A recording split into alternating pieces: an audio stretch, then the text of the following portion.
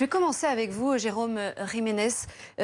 J'imagine que vous avez des confrères qui travaillent dans ce commissariat, que vous avez pu échanger ces dernières heures avec eux ou indirectement avec ceux qui travaillent, qui travaillent dans ce commissariat. Quel est le sentiment qui domine ce soir? La tristesse, la colère ou la lassitude?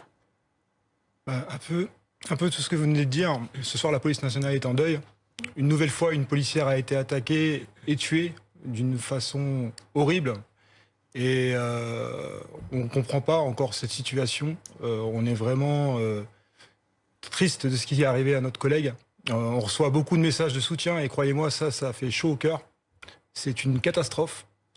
Comme vous l'avez rappelé, c'est juste scandaleux de pouvoir s'en prendre à cette mère de famille. Et mes pensées vont tout d'abord à ses enfants ce soir, son mari, sa famille et ses collègues qui vont devoir travailler et vivre avec ça. Ce soir, il a donné des consignes claires au préfet. Il faut renforcer la sécurité devant tous les commissariats de police et les gendarmeries. Est-ce que vous vous en félicitez? Par ailleurs, on entendait tout à l'heure votre confrère François Bersani qui laissait clairement entendre que ce commissariat de Rambouillet n'était pas suffisamment protégé.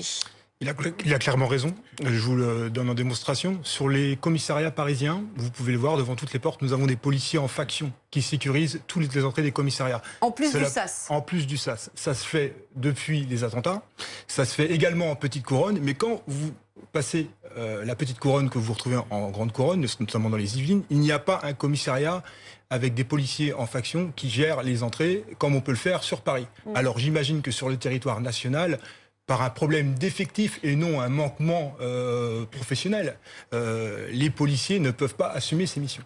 Donc, c'est très bien de dire qu'il faut sécuriser les commissariats, mais avec quels effectifs ?